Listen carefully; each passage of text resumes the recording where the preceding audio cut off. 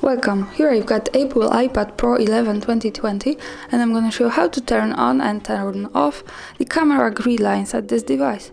So at first we have to go to the settings here, because in this device we have to go to the more advanced settings of camera, and they are not available in the standard camera app. Now let's focus on the settings bar here. So we have to slide down to the end, and as you can see in the last this bar we have the camera, and by tapping on this we get access to more advanced settings. And at the second place here are the grid lines, so by tapping on this button simply we can easily turn it on and turn it off like that.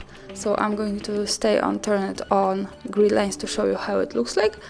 And now let's move to the camera here, and as you can see here we are with the grid lines. This is how it looks like. This is helpful, for example, when we want to use the rule of thirds in photography, and helps to improve our photographic skills.